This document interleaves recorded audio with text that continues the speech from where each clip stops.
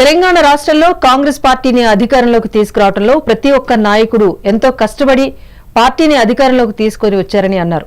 కొత్త నీరొచ్చి పాత నీటిని కొట్టేసినట్టుగా కొత్త నాయకులు వచ్చి పాత నాయకులను పక్కన పెట్టేశారు. ఈ నేపథ్యంలో కాంగ్రెస్ పార్టీ గెలుపు కోసం పనిచేసిన నాయకుల భవిష్యత్ ఇప్పుడు ప్రశ్నార్థకంగా మారింది. ఖమ్మం సిటీ కాంగ్రెస్ లో క్రియాశీలకంగా పనిచేసిన పార్టీ కార్యక్రమాలను తన భుజస్కంధాలపై వేసుకుని పార్టీ గెలుపులో ముఖ్య పాత్ర పోషించిన కాంగ్రెస్ నాయకులు మహమ్మద్ జావేద్ తో మా ప్రతినిధి Devender face to face.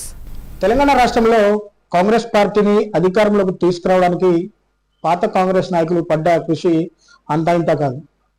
So కొత్త నీరు వచ్చి పాత నీరు వెళ్ళిపోయిన అన్న చందంగా మారింది పాత కాంగ్రెస్ నాయకుల పరిస్థితి. పార్టీని అధికారంలోకి తీసుకురావడం కోసం వాళ్ళ పదవులు సైతం త్యాగం చేసి వాళ్ళ రాజకీయ భవిష్యత్తును కూడా ప్రశ్నార్థకంగా మారిపోయిన పరిస్థితి కనబడుతుంది. సో అదే కోవకు చెందిన నాయకులు ప్రస్తుతం మన దగ్గర అందుబాటు ఉన్నారు. పార్టీలో క్రియాశీలకంగా పనిచేసి కాంగ్రెస్ పార్టీ అధికారంలోకి రావడాన్ని పూర్తిగా ఖమ్మం జిల్లాలో బాధ్యతలన్నీ కూడా తన భుజస్కంధాల మీద వేసుకొని పార్టీని అధికారంలోకి తీసుకొచ్చి ఈరోజు ఖమ్మం జిల్లాకు ఎనలేని సేవ చేసినటువంటి నాయకుడు మహమ్మద్ జావేద్. సో ప్రస్తుతం మహమ్మద్ జావేద్ గారు మనకు అందుబాటులో ఉన్నారు. ఒకసారిగా జావేద్ గారితో మాట్లాడి మరిన్ని విషయాలు తెలుసుకుందాం. సో సార్ నమస్తే.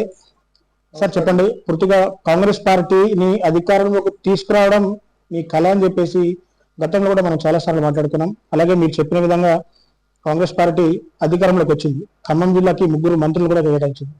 సో కొత్త నాయకులు వచ్చేసి పాత నాయకులను తొక్కేస్తున్నారు, పాత నాయకుల మాట ఎక్కడ కూడా నడవట్లేదని కూడా కాంగ్రెస్ లో కొంత అగమ్య గోచరమైన వాతావరణం కనబడుతుంది. ఈ నేపథ్యంలో కాంగ్రెస్ పార్టీ పాత నాయకులకు ఎటువంటి సముచిత స్థానం కల్పిస్తుందని మీరు భావిస్తున్నారు?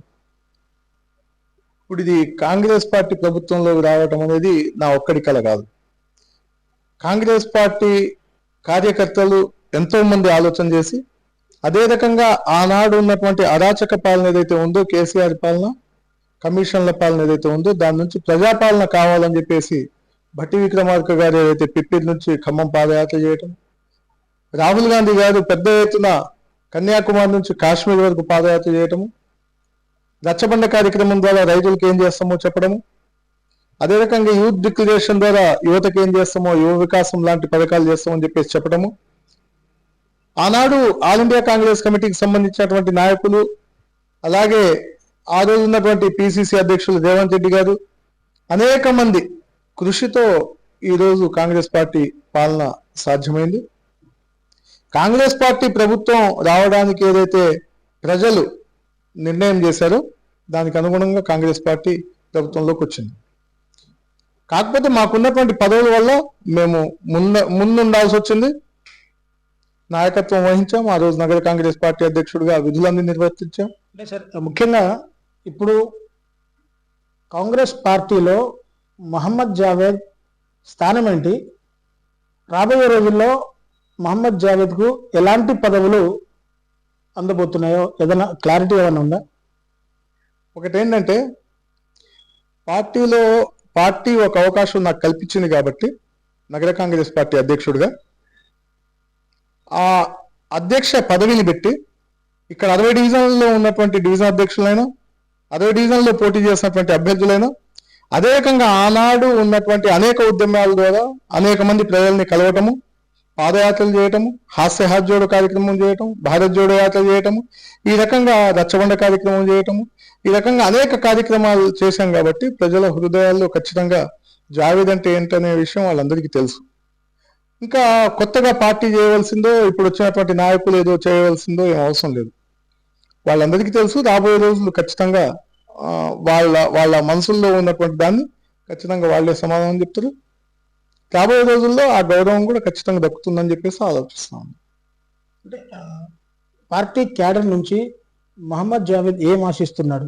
ప్రధానంగా ఇంతకంటే ప్రేమ ఏం కావాలి? పార్టీ క్యాడర్ ఇచ్చేటటువంటి, పార్టీ నాయకులు ఇచ్చేటటువంటి ప్రేమ ఆల్ ఇండియా కాంగ్రెస్ కమిటీ నుంచి ప్రదేశ్ కాంగ్రెస్ కమిటీలో ఉన్నటువంటి వాళ్ళందరూ కూడా, ఇప్పుడున్నటువంటి మంత్రులందరూ కూడా జావేద్ని గుర్తుపడతారు.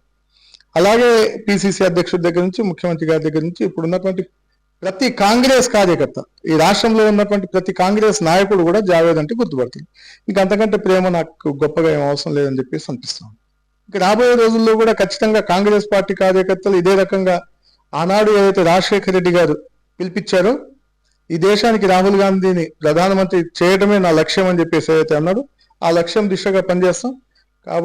ఇప్పుడు రాబోయే 3.5 సంవత్సరాలు కూడా కాంగ్రెస్ పార్టీ కార్యక్రమాలని ఏదైతే బడుగు బలహీన వర్గాల కోసం కులగణన చేయటము, ఎస్సీ వర్గీకరణ మీద పనిచేయటము, రైజింగ్ 1 తెలంగాణ, ఈరోజు తెలంగాణ ఒక మోడల్గా దేశంలో ఉన్నటువంటి అన్ని రాష్ట్రాలు కూడా తెలంగాణ వైపు చూడటము, అదే రకంగా ఈ కులగణన ఏదైతే జరిగిందో అదే రకంగా దేశంలో కూడా చేయాలని చెప్పేసి ప్రధానమంత్రిని మోడీని బీజేపీ పార్టీని కోరటం జరిగింది.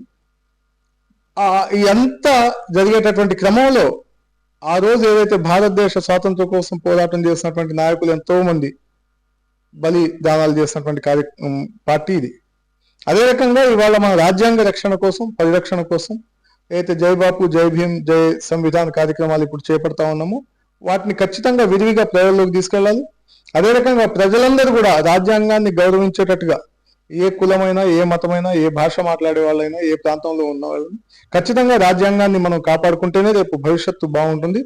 పార్టీ కార్యక్రమాలన్నింటినీ కూడా తమ భుజస్కంధాల మీద వేసుకొని పార్టీని ముందుకు తీసుకెళ్లడంలో ఇప్పుడు మేము నిరంతర శ్రామికుల్లాగా పనిచేస్తానని చెప్పేసి కూడా జావేద్ గారు అభిప్రాయపడుతున్న పరిస్థితి. సో ఏది ఏమైనా ఇప్పటికైనా కాంగ్రెస్ అధిష్టానం సీనియర్ పాత కాంగ్రెస్ నాయకుల్ని గుర్తించి వారికి ఒక సముచిత స్థానాన్ని కల్పించాలంటూ కూడా పార్టీ కార్యకర్తలు డిమాండ్ చేస్తున్న పరిస్థితి ఖమ్మం నగరంలో నెలకొంది. సో ఇది కెమెరా పర్సన్ హరిప్రసాద్ తో reporter Devender, mega 9 TV, Khammam నుంచి.